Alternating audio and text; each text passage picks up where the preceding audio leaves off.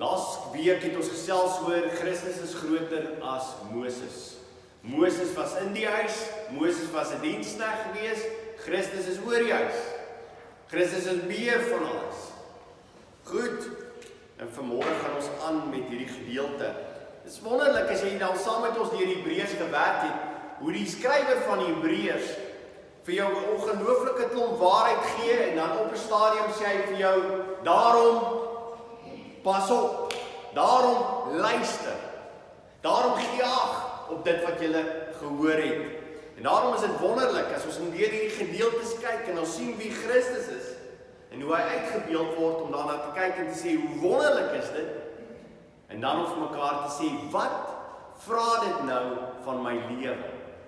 Dis wat die Bybel altyd doen is. Die Bybel vertel my oor wie God is, wat die Seun kom doen het vir my, wie die Vader is, wie die Heilige Gees is, en dan roep hy op en sê, nou, maar wat gaan jy hieromtrent maak? Mag dit waar wees in ons lewens, dat ons gehoorsaam sal wees aan die woord. So kom ons buig ons hoofde voor hier.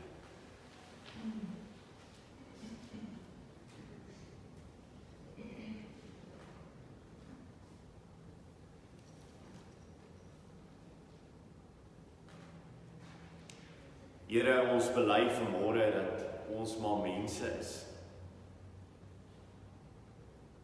en dat U God is.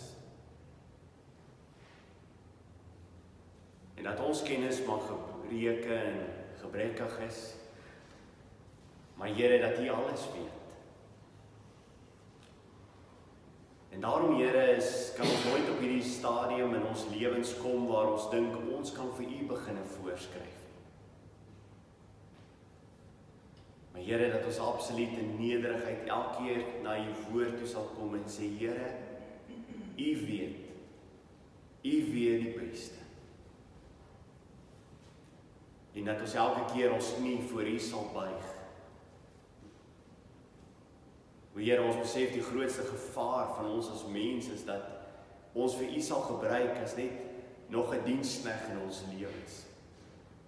En dat U moet inspring en doen wat ons graag wil hê. Maar as ons bely as kinders van U dat U die gans ander is, dat U die koning is, dat U die skepper is, dat ons dan sal kom na U woord toe met vrees en bewering en sê, Here, vanmôre spreek, want die diensknegt en die diensmaagd luister. En ons wil gehoorsaam wees aan U woord. Ons bid dit in U naam. Amen. Hebreers 3 van vers 7 af. Daarom, soos die Heilige Gees spreek, vandag, as julle sy stem hoor, verhard julle harte nie soos in die verbittering, in die dag van versoeking in die woestyn nie, waar julle vaders my versoek, my beproef het, en my werke 40 jaar lank gesien het. Daarom het ek vertorend geword op daardie geslag en gesê, altyd dwaal hulle met die hart, maar hulle het my weë nie leer ken nie, sodat ek in my toorn gesweer het, hulle sal in my rus nie ingaan, nie tot sover. Ongelooflike gedeelte wat gaan ook oor God se rus. En jy sal sien as ons deur die Hebreërs werk, sê jy agterkom dat God se rus het te maak oor die Sabbatsrus. Die Sabbatsrus wat in vervulling gegaan het met ons wat nou in 'n absolute rus is met die Vader, wat die Seun bewerkstellig het. So daar's 'n totale rus. Daar's 'n rus in ons lewens, daar's 'n ewige rus wat voor lê. En dan is daar elke dag 'n rus in ons lewens soos ons vir die Here lewe. 'n Rus wat ons elke dag beleef. Die eerste gedeelte van hierdie argument was dat Christus groter is as Moses.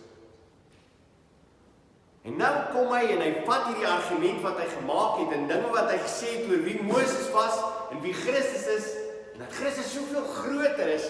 En dan kom hy en hy bring 'n argument na ons toe sê, wat gaan jy omtrent dit doen? Want jy moet pas op. Kom ons kyk wat het gebeur omdat mense nie na Moses geluister het.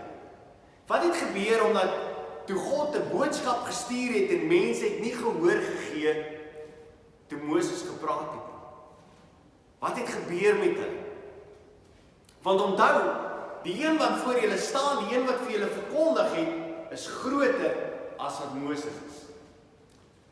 Daai wat die gedeelte was wat ons gelees het laasweek uit Deuteronomium 18 vers 18 en 19. 'n Profeet sal ek vir hulle verwek uit die midde van hulle broers, soos jy is. 'n Profeet sal ek verwek. En ek sal my woorde in sy mond lê en hy sal aan hulle sê alles wat ek hom beveel. En ons weet wat die vervulling hiervan is. Wie is die vervulling hiervan? Wat groter is as Moses? Christus. Beluister hierna. En hy sal aan hulle sê alles wat ek hom beveel. En dan vers 19 wat sê, en die man wat nie luister na sy woorde, my woorde, wat in my naam spreek nie, van hom sal ek self rekenskap afeis. Vergeet vers 19. Vers 18 sê, daar gaan 'n profeet wees, daar gaan een wees wat God se woorde aan ons bring, en dan die waarskuwing wat sê, pas op as jy dan nie luister.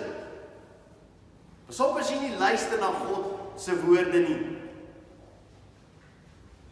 En daarom as ons begin met die boodskap vanmôre, het ons nodig vir mekaar te sê, het vanmôre nodig om vir jouself af te vra, gaan ek luister? Gaan ek luister na God se woord? Of gaan ek maar nog 'n diens bywoon en sit in die diens en hoor wat die predikant sê, hoor wat die woord van God sê en uitstap en sê, "Oh wel, dit was 'n wonderlike diens, fantasties," en dan maar aanhou met jou lewe soos voor. En dan raak die kerk 'n gevaarlike plek. Want ons weet, volgens wat ek weet, gaan ek eendag geoordeel. Nou luister, kyk gou na Hebreers 3 vers 7, waarmee hy begin. Dis vir my baie interessant. Hierdie hele gedeelte is 'n aanhaling van Psalm 95. Psalm 95, ons gaan dit nou lees. Maar kyk hoe begin hy. Hy sê, daarom soos die Heilige Gees spreek. Interessant genoeg. So hier's dinge wat ek gou wil vir julle uitlig. Daarom soos die Heilige Gees spreek. So die oomblik as jy die Bybel lees, wat hoor jy onmiddellik? Die Heilige Gees. Dit is my baie interessant die tyd waarin ons lewe, want so baie mense hoor die Heilige Gees moet spreek. Die Here moet praat. Terwyl die Bybel vir jou sê, God praat, die Heilige Gees praat, en hoe praat hy? Deur sy woord. Deur sy woord. As jy wil God se stem hoor, en jy wil dit duidelik hoor, het ek al vir julle baie keer gesê, lees die Bybel hardop. Dan hoor jy dit hardop. Want dit is God wat praat. En julle smaal nie, so party van julle is nie by nie. Okay? God se stem wil hardop hoor, lees dit hardop. God se woord is sy stem, is hoe hy met ons praat. En vers 7 sê, daarom soos die Heilige Gees spreek. Wie wat's interessant? Soos die Heilige Gees spreek. Nie soos hy gespreek het nie. Kyk, ek gaan 'n aanhaling hê van Psalm 95. So, wat verwag jy as ons 'n aanhaling het van Psalm 95? Hoe lank terug het Psalm 95 afgespeel? Voor hierdie gedeelte in Hebreers. Lank voor dit, is dit nie? Maar die skrywer sê nie, daarom soos die Heilige Gees gespreek het nie. Hy sê, daarom soos die Heilige Gees spreek. Wie wat's amazing? As jy die Bybel, die woord van God lees, dan is dit 'n aktiewe tydperk waarin God nou met my besig is om te praat. Nou. Dis nie asof hy praat met die groep daar aan die kant nie. En baie keer teoloë deur die tyd het gesê, jy moet eers gaan seker maak wat hy daai kant gesê het vir die mense van die ou tyd. Ja, dis belangrik. Maar die Bybel sê vir ons, hy het nie net gespreek met Dani, hy is besig om aktief nou met my te praat. Dis die verskil met die woord van God. So die woord van God wil nou iets vir my sê, en as hy besig is om te praat met my, as ek sy woord lees, sê hy, daarom soos die Heilige Gees spreek, is nou, op hierdie oomblik. So toe ons die Bybel gelees het jy die Heilige Gees gehoor? Hy het gespreek. Is nie amazing? Die ongelooflike is dat, as ek besig is met my stilte tyd, is die lewende God hier by my, en hy's besig om met my te praat. Nou, hy's nie besig om met Moses te praat nie, hy's nie besig om met 'n volk te praat nie, hy's nie besig om met iemand anders nie, hy's nou aktief besig om vir my te sê, Johan Lou, luister, ek praat met jou. Dis 'n ongelooflike persoonlike verhouding met die lewende God.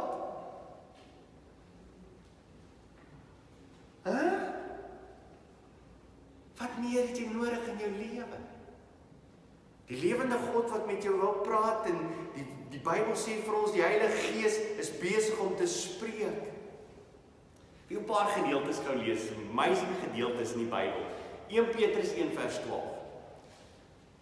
Aan hulle is geopenbaar, dis nie die skrywers van die Ou Testament, mense wat geskryf het in die Ou Testament. Nou die Bybel is baie duidelik, dat die mense wat geskryf het in die Ou Testament, hoe het hulle geskryf, onder wie se leiding het hulle geskryf? Was dit maar hulle wat gedink het aan goeders, en goeders uitgedink het? Ok, dis nie wat die Bybel sê nie, luister daar. Aan hulle is geopenbaar, dat hulle nie vir hulle self nie, maar vir ons die dinge bedien, wat julle nou aangekondig is, deur die wat die evangelie aan julle verkondig het, in die Heilige Gees, wat van die hemel gestuur is. Ok, so, as iemand die evangelie verkondig, doen hy dit deur die Heilige Gees. Ok, bety nie, moet nie so maklik sê ja nie, bety nie.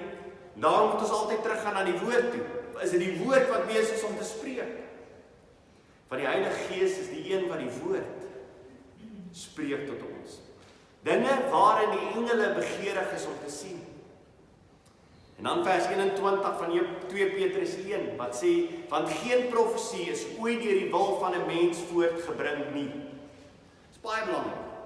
So, dis nie die ouens wat daar gesit het, profete wat daar gesit het, en goeders gedink het, uitgedink het, en hulle het gedink by hulle self, wat gaan nou in die toekoms gebeur nie? Dis nie waar sê hy nie. Die Bybel sê vir ons, want geen profesie is ooit deur die wil van 'n mens voorgebring nie. Was nie iemand wat daar geskryf het, wat uit sy eie wil uit geskryf het nie. Dis nie wat die Bybel sê, die Bybel sê, maar deur die Heilige Gees gedrywe. Hy is deur die Heilige Gees gedryf. Die ou het gesit en hy het geskryf, en hy is deur die Heilige Gees gedryf, om dit wat hy geskryf het, neer te skryf. Is dit 'n ding wat 'n mens besluit oor hierdie goeders? Die woord van God is amazing, mense, maar ons moet dit nooit maak asof dit 'n mense ding is nie, want dit is nie. Dit is goddelik. En daarom elke deel wat jy lees, kan jy sê, en God is besig om nou tot my te spreek, of wat die Bybel vanoggend prakties sê is, die Heilige Gees is besig om te spreek. Dit is my ongelooflik hoe baie mense twyfel oor, is die Heilige Gees een van die drie eenheid? Is hy 'n persoon?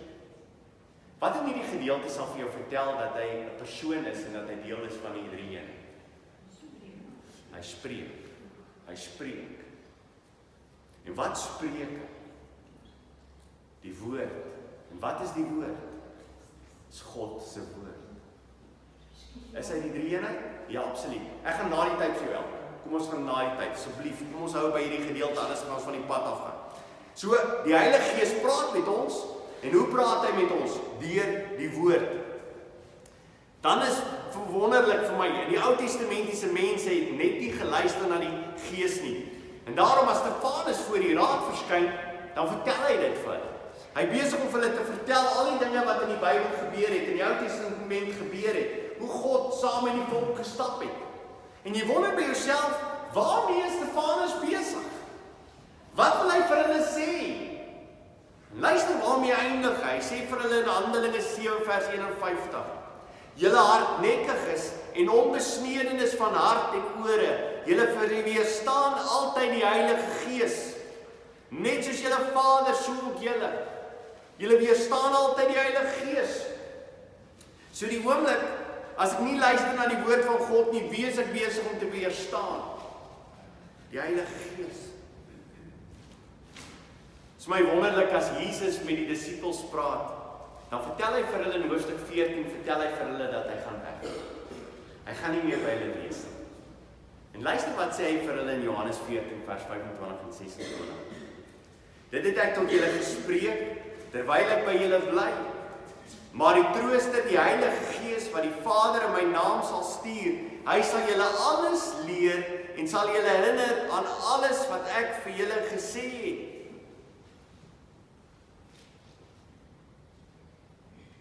As julle alles leer, sal julle herinner aan alles wat ek gesê het. Daarom as jy besig is met die woord van God, is jy besig om geherinner te word aan alles wat oor Christus gaan. Onthou julle wat ons vir mekaar gesê het, daarom as Jesus op die Emmausgangers met hulle op pad was, dan begin hy om van die Ou Testament alles vir hulle openbaar, dat alles te maak het met wie? Met hom. En daarom sê hy, die een wat na my gaan kom, die Heilige Gees gaan julle leer alles oor my, hy gaan julle herinner aan alles van my. Daarom as jy besig is met die Bybel, dan word jy die hele tyd herinner aan wie? Aan Christus, aan Christus. Hoe hartseer dat baie mense na die Bybel toe gaan as hierdie kids dingetjie om oplossings te kry vir hulle self. O Here, praat vanmôre met my, ek gaan deur 'n krisis, asseblief tog help gou vir my.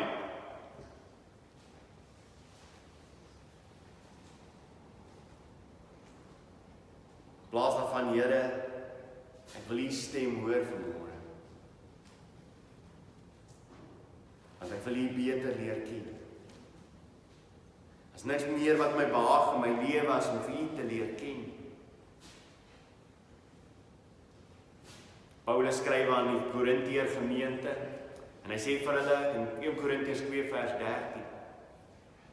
Daarvan spreek ons ook, nie met woorde wat die menslike wysheid leer nie. Dis vir my so ongelooflik.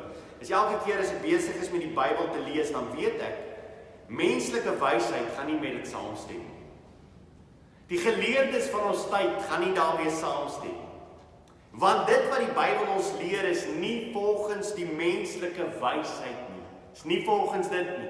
So as jy menslike wysheid soek en jy dink die mense aan die buitekant is nie briljant is en dit is so great, dan gaan jy by die woord van God kom en jy gaan nie daarvan hou nie. Want die pad by die woord van God is 'n pad van nederigheid, om te sterwe in jouself. Hy sê daarom, nie met die woorde van menslike wysheid nie, maar met die wat die Heilige Gees leer. Die wat die Heilige Gees leer. Sodat ons geestelike dinge met geestelike sal vergelyk. OK, so, praat die Heilige Gees vandag met elkeen van ons. Praat hy duidelik met jou? OK, hoe weet jy dat hy duidelik met jou praat? Hoe kan jy sy boodskap vanmôre hoor? As jy vanmôre sê, iemand sê vir jou, wanneer laas jy die stem van die Heilige Gees gehoor? Wat gaan jy vir hom sê? Nou weet! En kom ek vertel jou gou, as ek nou my Bybel oopmaak en ek lees dit gou vir jou, ek lees gou hierdie gedeelte, dan hoor jy duidelik die Heilige Gees. Jy ook. Alright, so die Heilige Gees praat met ons hoe? Deur die woord.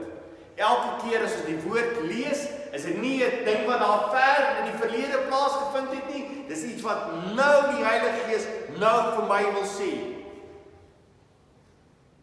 En daarom moet ek gehoor gee daaraan en moet ek sê, Here, wat wil U vanmôre vir my sê? Want dit is vir my sê. Dis nie vir Moses sê nie, dis nie vir die volk sê nie, dis nie vir die disippels sê nie, dis vir my sê. Wat wil U vanmôre vir my leer? En ons gaan sien wat is die groot probleem gewees met die volk en wat is dit wat God vir hulle elke keer wou leer. En ons kan dit met een woordjie omkring, gehoorsaam. Gehoorsaam. Dit was 'n ongelooflike probleem met die volk van Israel, was dit nie? Gehoorsaamheid, om gehoorsaam te wees aan die Here. Die volk van God het hierdie volgende beskouing gehad, en miskien in die tyd van ons lewe is dit dieselfde probleem.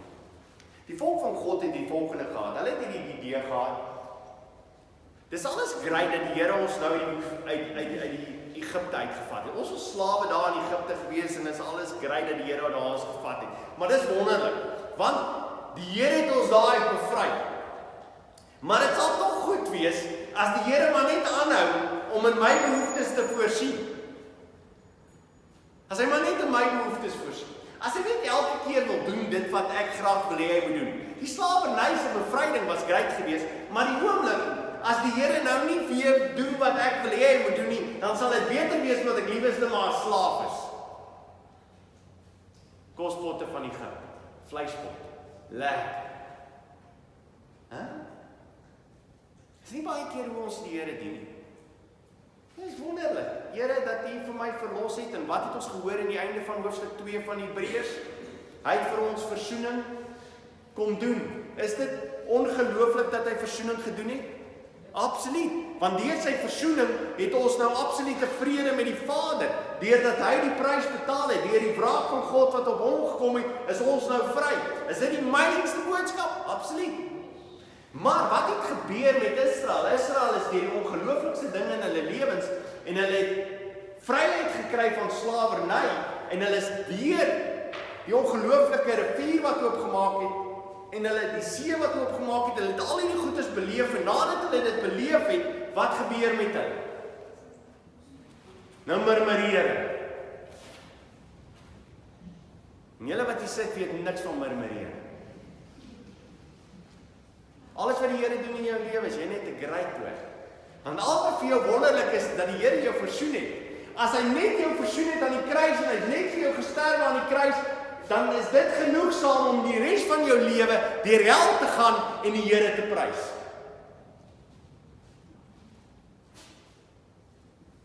Ja. Maar dis nie ons verhaal nie. Ons verhaal is gelykstaande aan dit wat die Israeliete deurgaan, is dat ons verlos is, en ons bely dat hy ons versoen het met die Vader, ons bely al hierdie dinge, en is mooi. Maar Here, die oomblik as dit begin moeilik gaan, dan gaan ons daarom, dis nie reg nie. Dis nie reg nie. En dan sê die Here, ek wil hê in hierdie tyd dat jy asseblief my net gehoorsaam, want ek is die Vader wat die beste weet vir jou lewe. Luister na hierdie gedeelte, 1 Samuel 15 vers 22. Nou Samuel kom by Saul die koning. En Saul het hierdie ongelooflike idee in sy lewe. Hy dink dat as hy maar net offers bring aan die Here, maak nie saak of hy die offers verkeerdelik bring. As hy maar net nou en dan offers bring aan die Here, dan sal die Here op hom kyk en sê, ja, Saul, hoe great is dit, dat jy vir my offers bring. Nou luister wat sê hy, 1 Samuel 15 vers 22. Daarop sê Samuel, het die Here behaag in brandofferoffers en slagoffers, soos in gehoorsaamheid aan die stem van die Here. Kyk, om gehoorsaam te wees is beter as slagoffers, om te luister is beter as die vet van ramme. Wees gehoorsaam. Dis wat ek soek, is gehoorsaamheid. Ek soek gehoorsaamheid van jou. Jy moet na my luister. Hierdie gedeelte wat Hebreers vir ons aanhaal, vind plaas in Eksodus. Jy moet gou daarna kyk, Eksodus 17. Ons blaai gaan na Eksodus 17.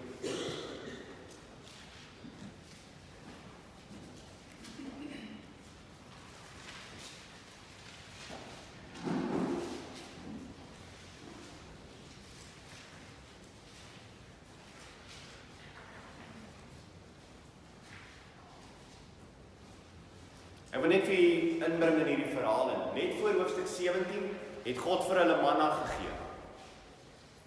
Nou manna is hierdie amazing ding, dat dit was nie as gevolg van hulle nie. Okay, hulle het nie uitgegaan en gaan werk en manna geskep nie.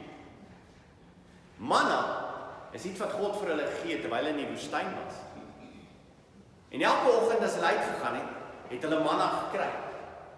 Tuurlik het vir hulle gesê, hulle moet asseblief nie op die 7de dag moet hulle nie manna gaan uithaal nie, maar op die 6de dag dubbel die hoeveelheid manna gaan haal. Elke dag sou net genoeg manna gewees het vir daai dag. Dis al waarvoor hulle moes gaan kry. Maar as jy manna oorgehou het na die volgende dag toe, het jy probleme gehad. Wat het gebeur? Okay, wurms het daar gekom.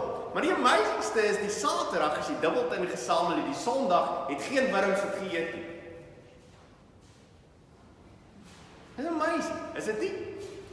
So die Sondag, as jy opgestaan het, die Saterdag, as jy opgestaan het, die Saterdag, wat die Saterdag was, as jy opgestaan het en jy het jou ekstra gevat, dan was daar genoeg gewees om te lewe van. En jy kon daai dag gelewe. Alright. En wat het jy gedink het die mense die eerste tyd gedoen?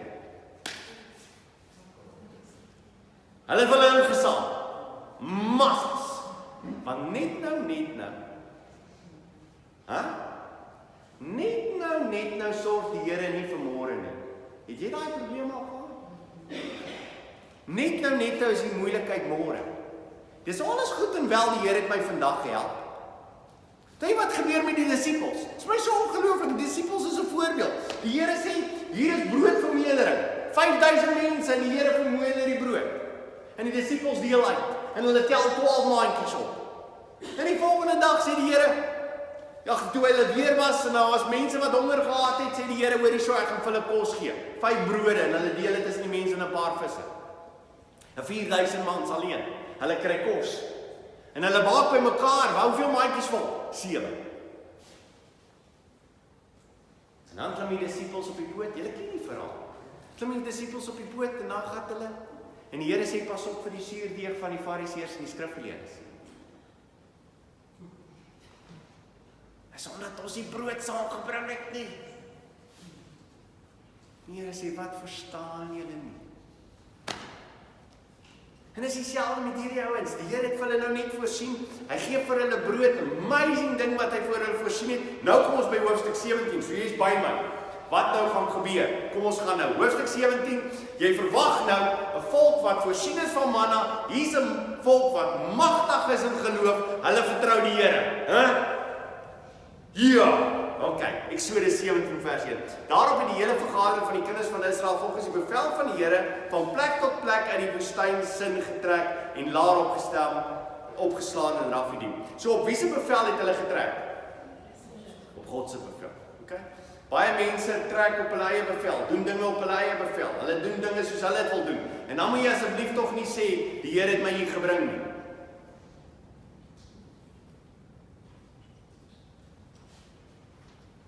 Want jy het besluit. Is die Here nog steeds in beheer? Absoluut. Sal hy dit laat meewerk ten goeie? Absoluut. Maar hier is 'n groep mense wat ons vir een ding moet verstaan is, hulle doen die dinge wat die Here van hulle vra. Hulle trek rond van plek tot plek soos die Here van hulle vra. En daar was geen water vir die volk om te drink nie. So die Here bring hulle by 'n plek waar daar nie water is nie. Dis amazing. Het jy nou hoe dit daaroor gedink? Die Here bring hulle by 'n plek waar daar nie water is nie. Het die Here geweet daar's nie water nie? Ja, hy het geweet daar's nie water nie. Hoekom dink jy het hy hulle gevat na 'n plek toe waar nie water is? En dis baie keer ons probleem. In ons lewens moet ons mekaar afvra, hoekom het die Here my gebring by hierdie plek? Wat wil hy my leer? Wat wil hy vir my leer? Wat wil hy my meer help, dat ek iets verstaan oor wie hy is? So hy bring hulle by 'n plek waar daar nie water is nie. En nou vers 2. Toe twis die volk met Moses en sê, gee julle vir ons water om te drink. Maar Moses antwoord hulle, wat twis julle met my? Waarom versoek julle die Here? Ek wil vir jou sê, die oomblik as jy begin vra. Die oomblik as jy begin ontstel raak in jou lewe, is jy besig om wie te versoek? Vir God te versoek. Want eintlik wat jy vir die Here sê is, Here, U weet nie eintlik wat die beste is vir my in hierdie tyd waarin ek nou is nie. Vers 3. Maar die volk het daar gesmag na water, en die volk het teen Moses gemurmureer en gesê, waarom het U ons dan uit Egipte laat optrek, om my en my kinders en my vee van die dors te laat omkom? Toe het Moses die Here aangeroep en gesê, wat moet ek met hierdie volk doen? Dit skeel maar min of hulle stenig my. Maar die ongelooflike is nie, Moses is 'n tipe van wie? Van Christus.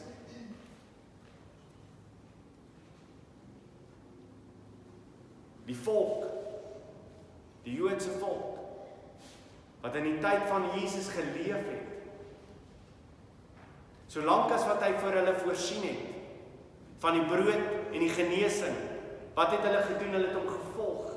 Maar die oomblik toe hy vir hulle vertel dat wat dit gaan gebeur, as jy vir die Here gaan volg, gaan jou 'n prys kos. Sterf in jouself, neem jou kruis op en volg my. Wat wil hulle toe met hom doen? Maar hom stenig.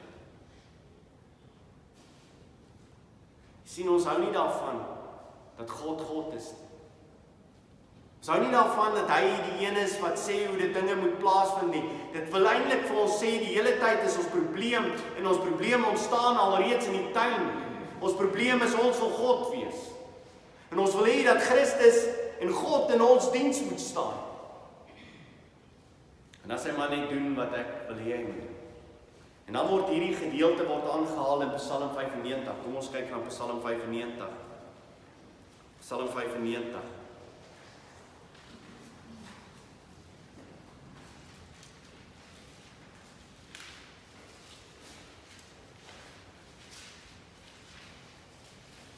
Luister nou mooi hierdie Psalm, dit is my ongelooflik. Dis 'n Psalm wat die Hebreers skrywer aanhaal. En hy haal die laaste gedeelte van hierdie Psalm aan. Maar as jy nou begin by vers 1, dan hoor jy hoe wonderlik dit is wat die psalmdigter van jou vra, wat hy jou oproep om te doen in jou lewe. Luister hierna. Psalm 95 vers 1. Kom laat ons jubel tot eer van die Here. Laat ons juig ter ere van die rots van ons heil. En die rots van ons heil. Hoekom was die rots hulle heil? Want hy die rots uit hierna water gekom. En die rots het daar water gekom.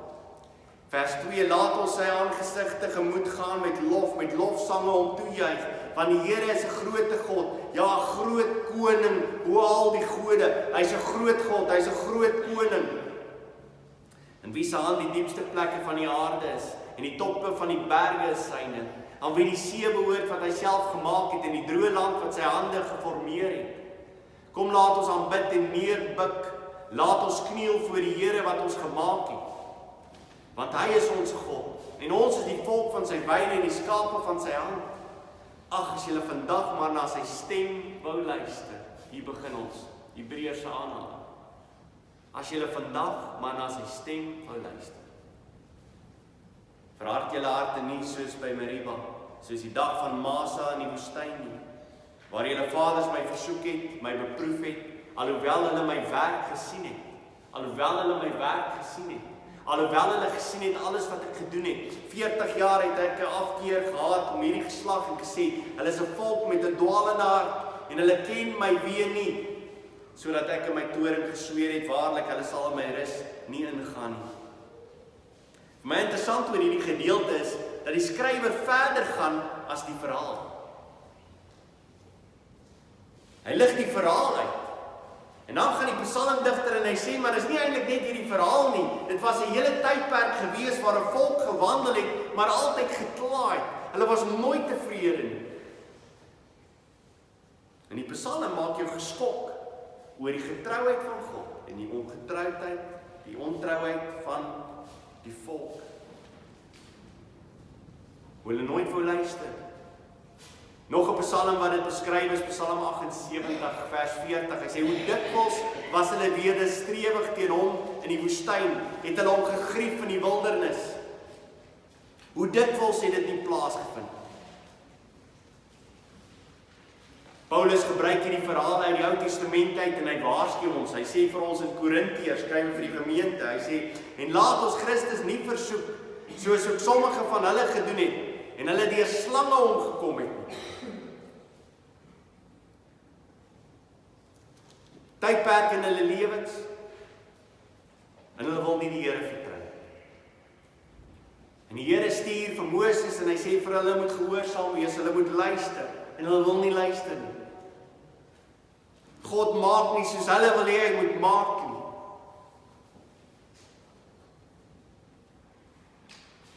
Jesus kom op die toneel en hulle doen dieselfde aan hom.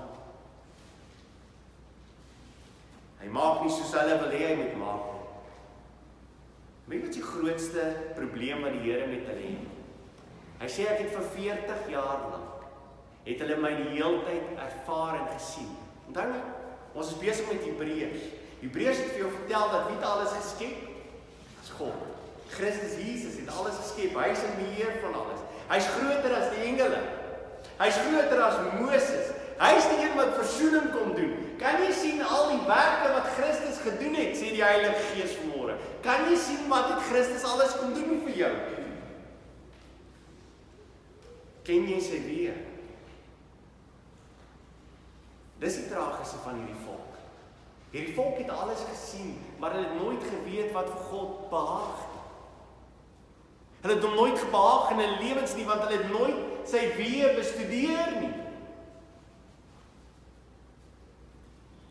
Een van die grootste probleme vandag is mense ken nie God se weë nie, want hulle is nie besig met sy woord.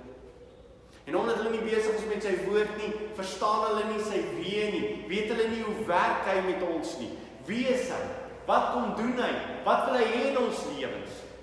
As jy deur toets in jou lewe gaan, wat weet jy oor die God wat jou deur toetse stuur? Hy sê wees bly as jy deur toetse gaan. Hoekom? Want dit leer jou volharding, dit leer jou geduld. Dit word alles meewerk ten goeie vir die wat hom liefhet. En hoor jy die stem van die Here, maak nie saak deur wat jy gaan nie, maar as jy God se weë nie ken nie, en wat raak jy die hele tyd? Opstandig. Ons grootste probleem is ons raak nie stil met die woord van God nie en ons leer nie sy paaie ken nie.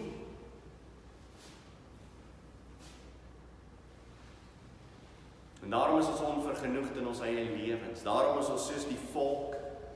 Ons wil net die hele tyd hê God moet inval by ons planne en dan ons gebedslewe is, Here, dis goed dat U dit gedoen het en Here, dis great dat U my uit Egipte uitgevat het, die huis van slawerny uit, maar Here, dis nie goed waar ek nou op hierdie stadium is. En alles word gesê omdat God sê, julle ken nie my weë nie.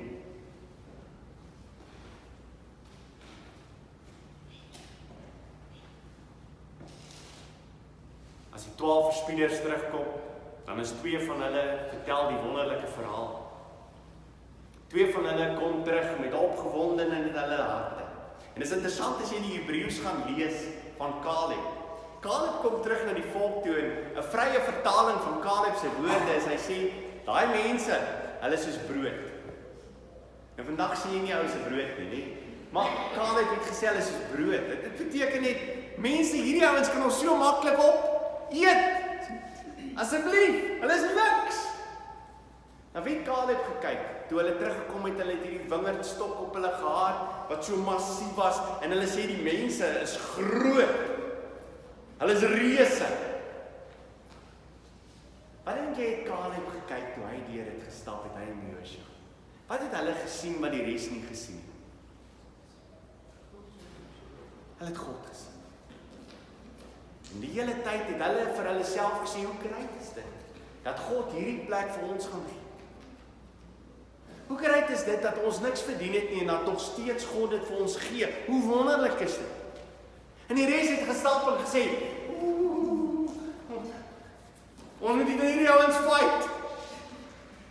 Is vir my dieselfde as Dawid. Dawid is vir my 'n absolute voorbeeld. Dawid kom met sy slingerveld.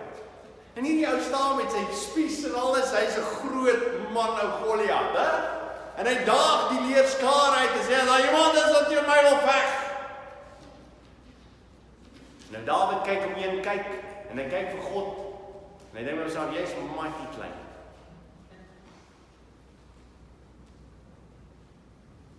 Want wat het Dawid geweet, wat die res van Israel nie geweet het? Wat vertel hy vir Saul?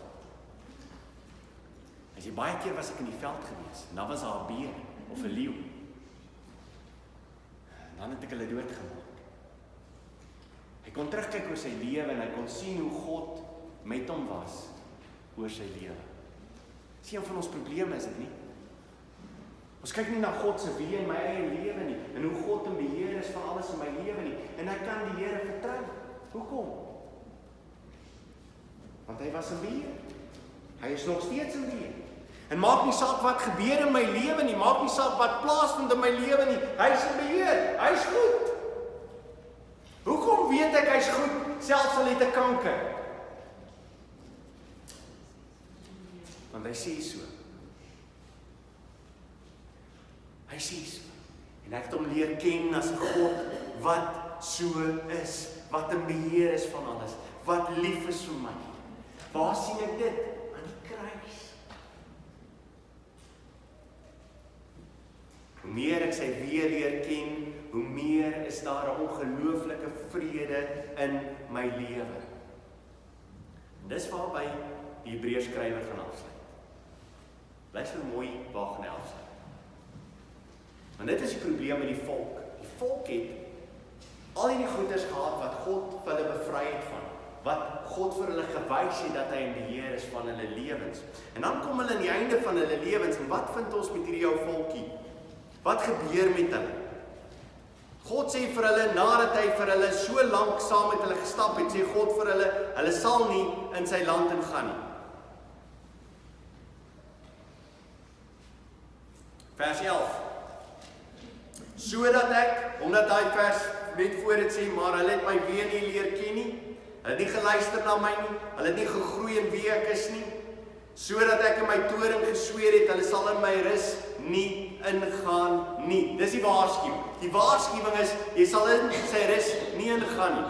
Hierdie volk was 'n volk gewees, wat alles gesien het en nie ingegaan het. Wie was die tragiese? Kom ons dink net gou daaroor. Hy het net voor dit gepraat van wie? Dat Christus groter is as Moses. Wie was die interessante van Moses?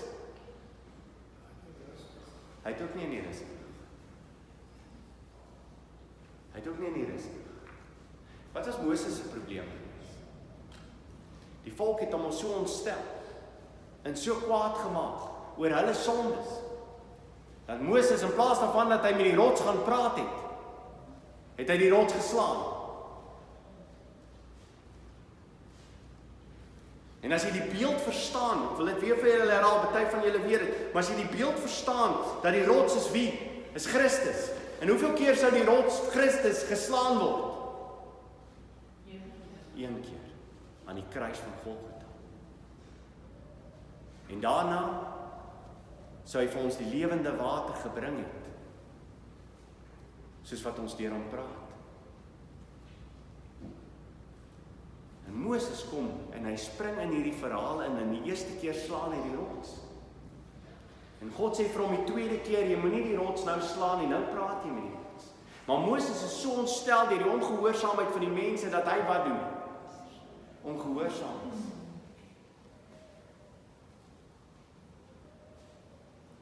Daar's geen verskoning vir ongehoorsaamheid as jy in diens van God staan nie. En Moses kon nooit die beloofde land inkom nie, maar hy sien slegs die beloofde land van 'n afstand af. Ek dink daar's menigte Christene vanmôre.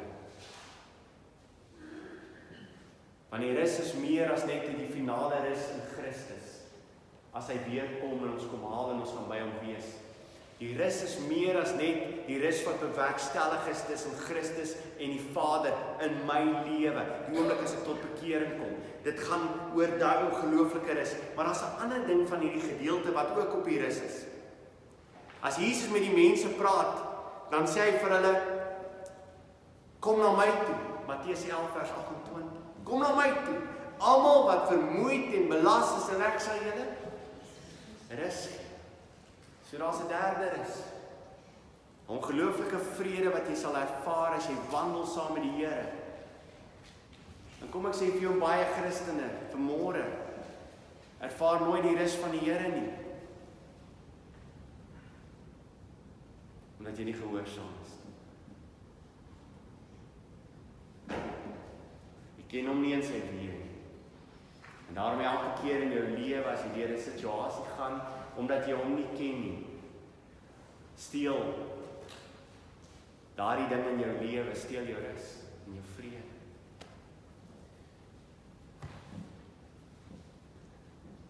Vanmôre kom die Here na jou toe en hy sê, wie wat nie? Wees gehoorsaam aan hom. Ek is die een wat lei. Ek is die een wat jou bring by plekke waar daar nie water is. Aan die plekke waar daar nie water is, leer jy agterkom en leer jy vir my ken as die een wat eintlik die voorsiener is van water in die lewe.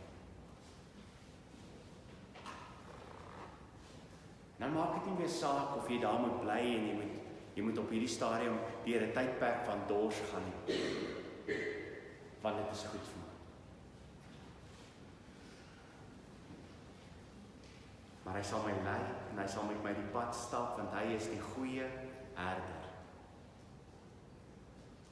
Die wonderlike van die goeie herder, en ek wil afsluit daarmee, die wonderlike van die goeie herder,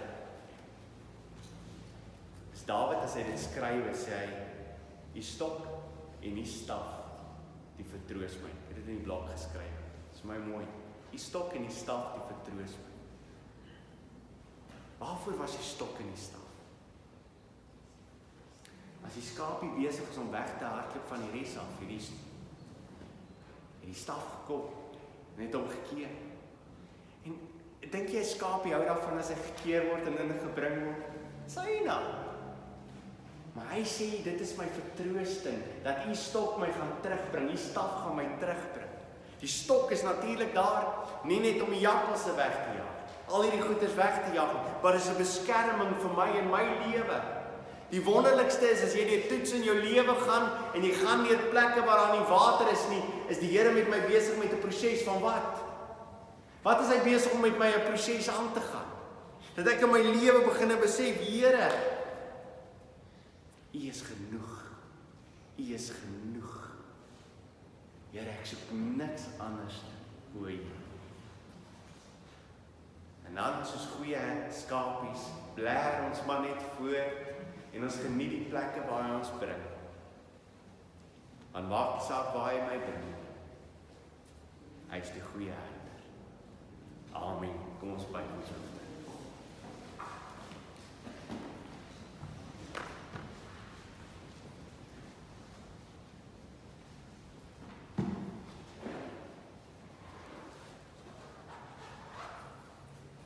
Here, is dit nie die tragedie van die tyd van ons lewe, soos wat tydperk was, waar die Jode ook geleef het met die wat daar was. Is dat hoe meer hulle die stem gehoor het, hoe meer wou hulle die kruisig. En vanmôre vertel hy vir ons dat die woord, elke keer as dit gelees word, is dit die Heilige Gees wat praat aktief op daai stadium in ons lewens. En een ding weet ons verseker, Here, dat hierdie woord nie aanvaar sal word deur mense van ons dag nie. Net soos hulle dit nie aanvaar het in die tydperk toe jy geleef het en gepreek het op die strate en hulle jy wou doodmaak en op jou net hulle gekruisig en het die dood oorwin. Net so weet ons dat vandag as ons die woord gaan verkondig, die woord gaan leef, gaan ons te maak kry met 'n wêreld wat in opstand kom teen ons. Want eintlik is hulle in opstand teen nie. Eintlik haat hulle nie. Maar o Here, mag dit nie waar wees in ons lewens nie. Mag ons nie ongehoorsaam wees as U ons vat deur tye in ons lewens, waar ons in afhanklikheid voor U moet staan en leef.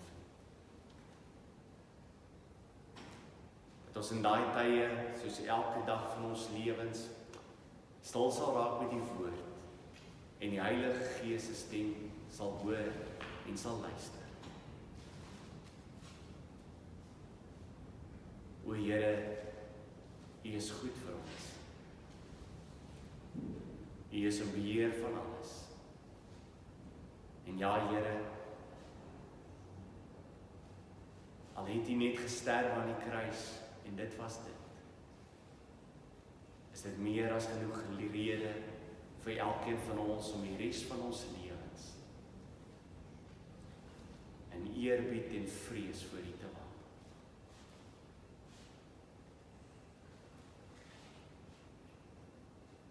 U genade is vir ons genoeg.